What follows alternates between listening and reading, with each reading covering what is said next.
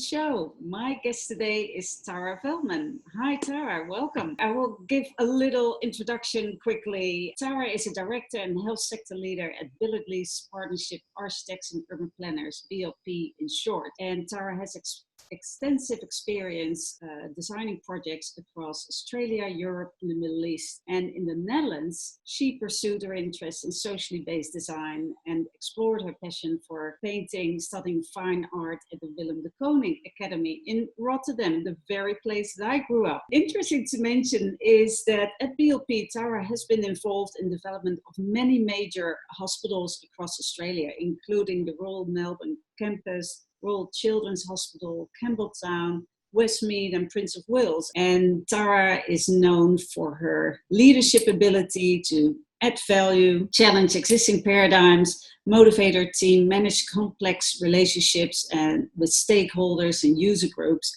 And currently she is leading a multi-million-dollar children's hospital redevelopment projects at Randwick and Westmead. So great to have you on the show, Tara. I'm really excited about this. Welcome. Thank you. I'll just start with the first question that I want to ask you. Having said all this, working in those big projects with the hospitals and everything, what are the challenges that you face and the opportunities that you see? Well, I think working in hospitals, hospitals are really community facilities. They are facilities for the public, and so you then have a lot of people interested in those buildings because a lot of stakeholders, a lot of clinicians, a lot of hospital management, the community, the consumers, in the case of the children's hospital, families and carers, and the kids themselves. So you have a wide range of people who are interested and a wide range of viewpoints about how a building or a precinct should develop. One of the great opportunities about that is to bring together those viewpoints, bring them together and synthesize them into something that I suppose responds to everyone's needs or everyone's desires, for a precinct or a building. That can also pose challenges, of course, because if you have a strong voice in there, or you have a very diverse view or conflicting views, sometimes that there are stakeholders with conflicting views, and so that's always challenging to try and navigate through those things. The other thing is, of course, building projects have budgets and timeframes, but sometimes that's challenging to navigate through that and to I suppose bring people on the journey and so that they understand the budgets and the timeframes as well, and they understand what the things are that we have to work with. How do you make sure to increase your thinking power and focus? Yeah, good question. So I think being prepared is really, really key, going into meetings. And so because if we're prepared and we know what all of the parameters are, then it's really easy to talk that through with people and to weave their point of view and their aspirations into those parameters.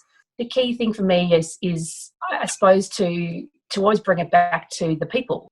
If I'm listening to what the people want, then usually everyone can get on board with that and kind of come to an outcome that everyone thinks is the right way to go. How do you, in your role, reinvent yourself? Yeah, that's an interesting and so interesting at the moment with everything being online. Because of course, most, in non-COVID times, everyone's in the same room.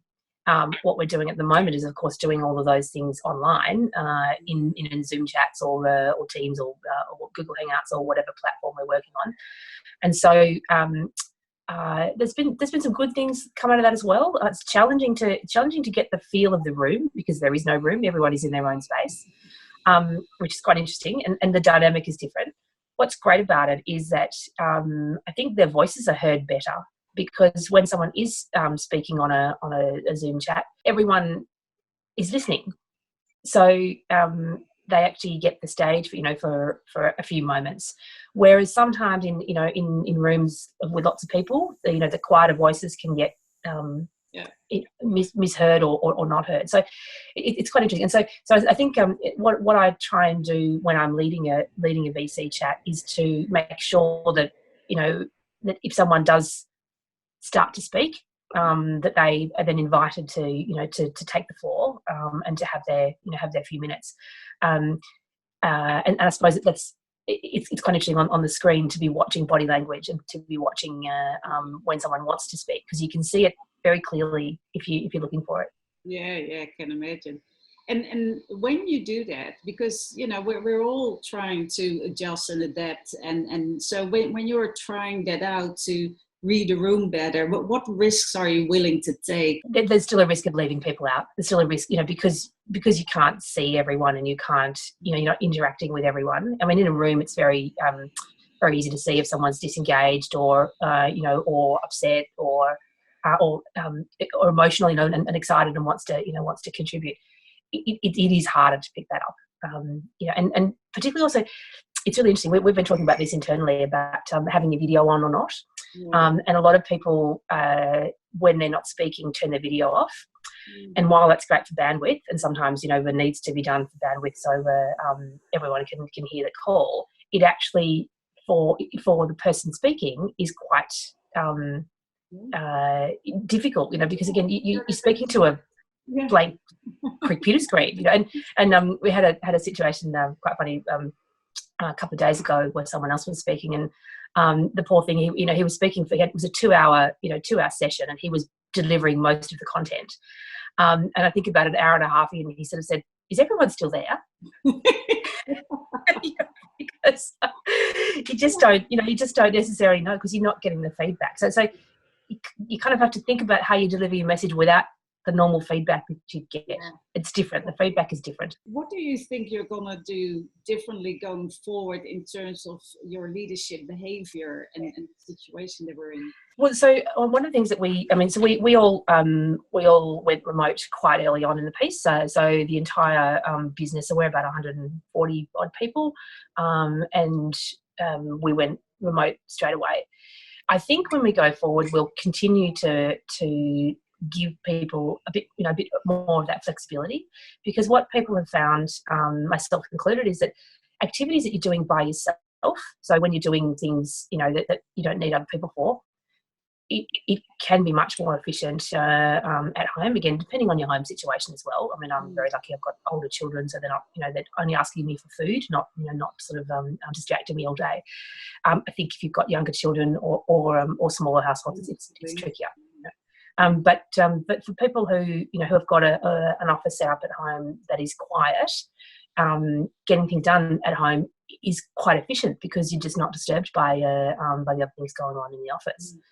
The flip side of that is, as we're just talking about, the meetings are can be less effective, and so I think we'll be looking at, okay, how do we use our workplace in a better way and allow people a bit more flexibility.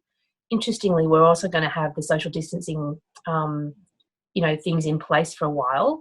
So I think there's going to be benefits in having a flexible situation for a while as well, because it means that we don't have the entire, all the people at once in the office. So it's easier to stay a bit further apart, and keep things distanced. Mm. Yeah. And the other thing that's been really great actually is online fitness apps. Because of course can't go to the gym. And my daughters do dance. My husband also used to go to the gym, and so we've actually cleared out one of our rooms as a dance studio effectively for the girls. But it's really great because it's efficient. You can do it anytime that you like. You don't have to get to anywhere. So that's been quite interesting too, how much we've all enjoyed that. Thanks so much, Tara, for being on the show. Thanks for sharing your wisdom. It was great to catch up with you, and I'm sure there's lots of food for thought for everyone who wants to shift their leadership. So see you next time on the Shiftability Show. Bye. Thanks, Nadia. Bye.